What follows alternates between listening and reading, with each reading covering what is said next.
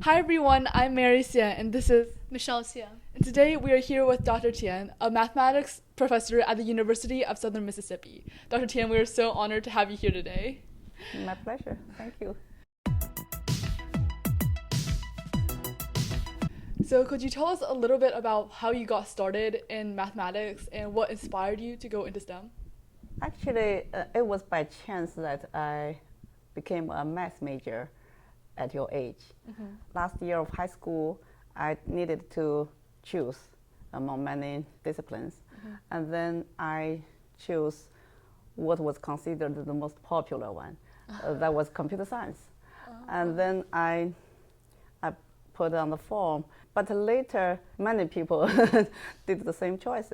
So I was assigned, or many others also, applied math and the computational software. So it is a concentration in math. So I became a math major at Lanzhou University. So it was by chance, but later it proved to be the right one because it suits me pretty well. So all these years, I have been doing math. So, why did you become a professor in mathematics? So I realized what is the correct choice for myself. So I realized that is my passion, and I have been interested in doing this, research or teaching or doing anything math related. Has made me happy. So yeah. So, I understand that you have a lot of other hobbies that is not math. Right. So, how do you incorporate that with mathematics? Even though mathematics is your major, how do you do the other passions too? Actually, when you are fascinated by certain things, you don't need other people to tell you. You know it. You can't forget about yourself when you're doing it. You're happy. You don't feel tired or exhausted because you do more, because you're happy to do it. So Yeah. So I'm capable of doing that if I like to do that. Yeah. So it's of course you need to balance your time. Some other hobbies, like you said, they're quite different than math. Yeah. For me, it is like a break. Also, yeah, I do totally different things. I can still enjoy the time. Yeah. So you're doing math, but then you can also do all your other interests and hobbies at the same time, right? Your time and energy is limited, but I never consider them as conflicting with each other. So as a kid, what were your interests? Like, what did you want to do as a kid? Because when you chose your major, it wasn't what you wanted to do, right? The major, actually, I liked math when I was young. Many years I pretended that I was a math teacher already. I was teaching others, but without students' presence. So I was doing that myself. But at the time of choosing your major, I was lost. I thought, oh, what is it's like a very important decision than when you are facing maybe a lifelong commitment. But actually, not really, you have to do it for the life, because you change, your hobby might change, even your career might change. So like math wasn't like really intentional, but then you found it, and then so like you fell in love with it, I guess. The college application, I don't know why I didn't choose math, only because the computer science was popular. But then later I realized I never liked computer science.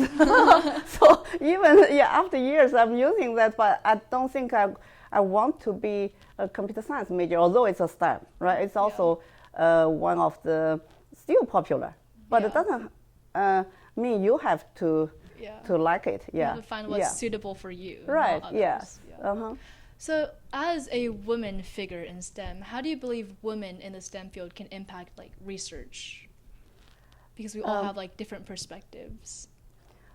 Women occupy a small percent in the STEM fields.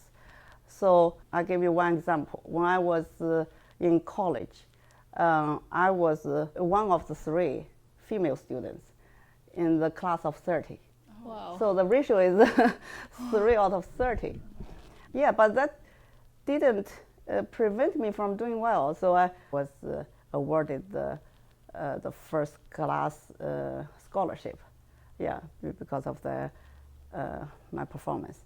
So that's one example to show the small percent doesn't mean your chance of success is small. Yeah. Like here in the math department, I'm 1 out of 9 research faculty here, math faculty.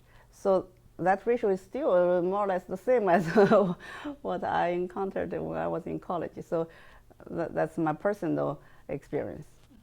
But that you as an individual, you can still prove that you can do it. You as long as you are passionate and you are willing to invest your time and effort. So that small percentage of females in this whole STEM field, like you didn't face any challenges because of it, did you?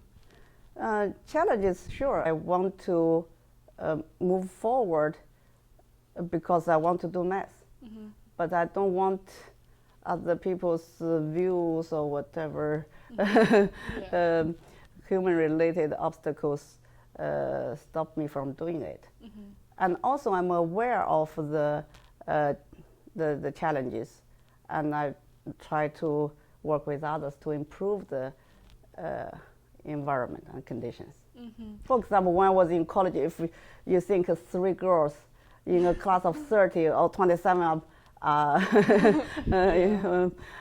boys, right? Then that's not very comfortable for me, not pleasant environment. So I want to also to make it more friendly, and when I work here also, I if whenever possible, yeah.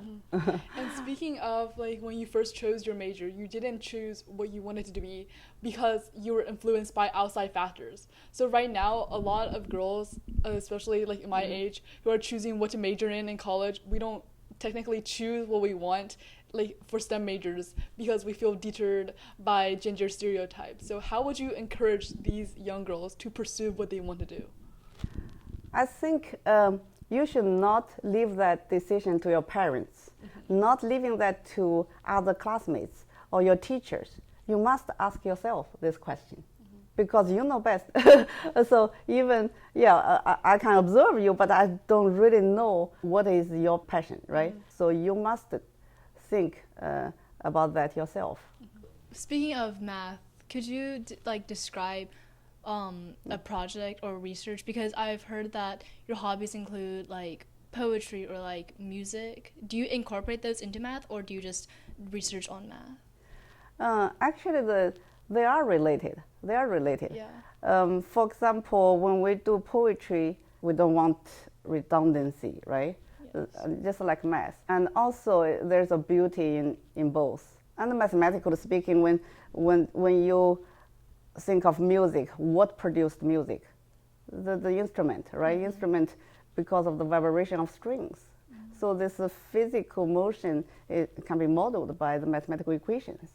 And then the solution will be, Well, at first, before I talked to you today, I thought that music was a whole different thing than math, because math was equations and the STEM field, and I thought that music was like in a whole nother field. But then now that I think about it, you can actually incorporate both of them and combine them. Right. Actually, math, they can be used, for example, one equation can be used to model different phenomena. So what is the most interesting research that you have done?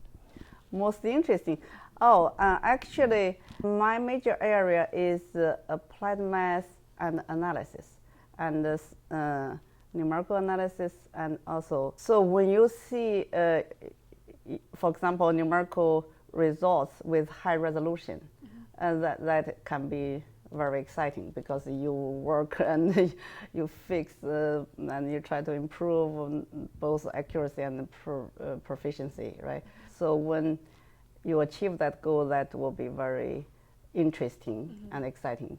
So as a math professor, what do you do on a daily basis? Is it like research or is it teaching? Actually they complement each other. So I do both and also other services. I advise the students graduate students, undergraduate students, if they have certain interests and they want to do in-depth study, I do mentoring. And the classroom teaching, research and teaching and some service. That's a typical rule, the typical rules for faculty, college faculty. Mm-hmm. Because I now know that you both teach and then research and then many other things. So how do you manage your time so well? Like, do you have any skills or tips?